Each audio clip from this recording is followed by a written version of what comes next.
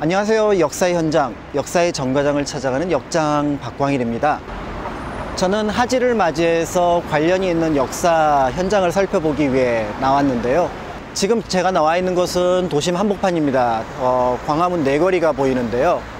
조선시대라면은 여기가 육조거리와 운종가가 만나는 가장 번화한 거리였습니다. 지금 제 뒤에는 해정교가 있었다는 것을 알려주는 표지석이 있습니다. 그런데 해정교를 알려주는 표지석에 흥미로운 그리고 끔찍한 얘기가 있습니다. 이곳에서 탐관오리들을 공개적으로 처형하기도 하였다. 그 내용에 대해서 잠시 살펴보도록 하겠습니다.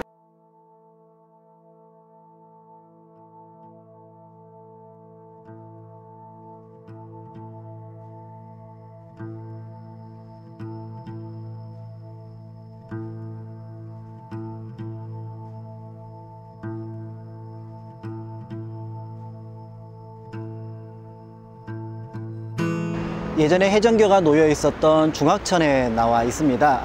아까 잠시 보셨던 좀 끔찍한 이야기, 관리들을 공개 처형했다는 얘기는 사실은 아주 끔찍한 얘기는 아닙니다. 여기에서 팽형, 사람을 큰 솥에 넣어서 삶는 건데요. 실제로 팽형을 했던 것이 아니라 물이 뜨뜻해지면 그 사람을 꺼냅니다.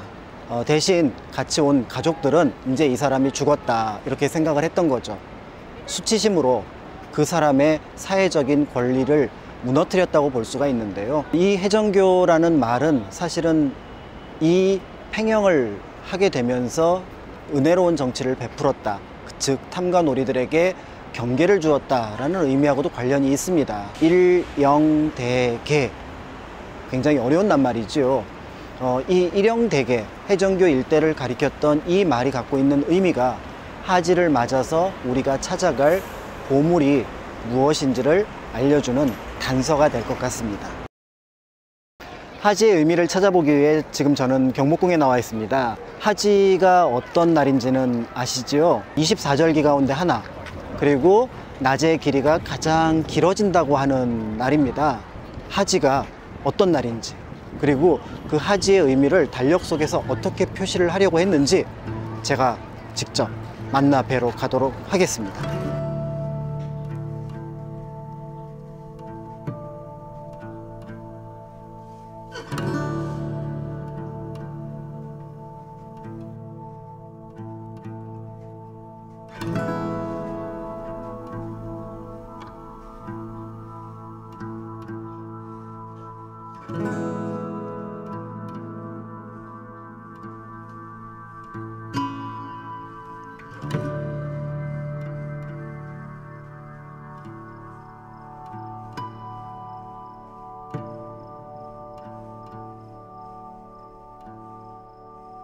지금 제 뒤에는 수정전이 있는데요.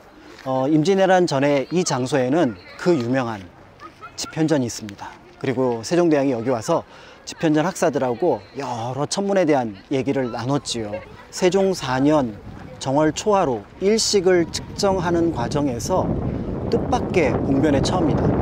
무려 15분이나 틀린 건데요.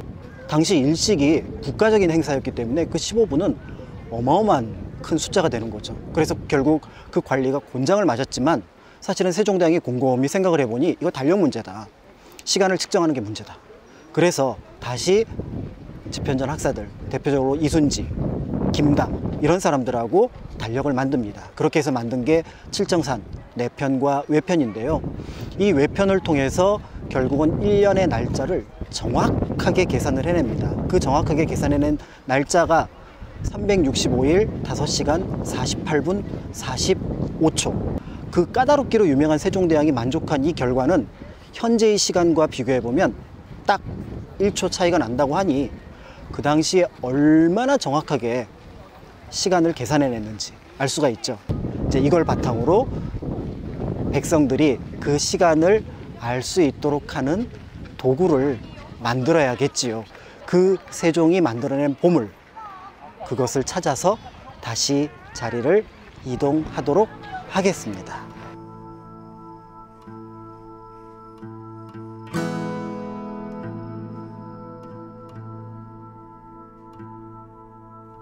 드디어 찾았습니다. 세종대왕이 만드신 하지를 알려줄 보물입니다. 바로 해시계 앙부일구인데요. 앙부일구는 하늘을 바라보는 솥이라는 뜻이지요. 그래서 쉽게 얘기하면 오목해시계가 됩니다. 이 해시계에는 바늘이 하나 달려 있는데 그 바늘을 통해서 시간을 알 수 있습니다.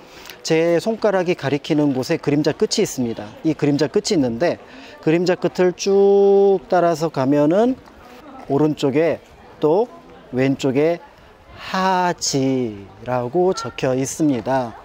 하지를 가리키는 뜻 가운데 하나가 낮이 가장 길다는 거죠. 지금 눈금이 가장 긴 쪽으로 되어 있습니다. 그래서 겨울에서 여름으로 가는, 그리고 여름에서 다시 겨울로 오는 12개씩의 기간, 이렇게 해서 24절기를 통해서 1년의 날짜를 정확하게 표시를 해 준 겁니다.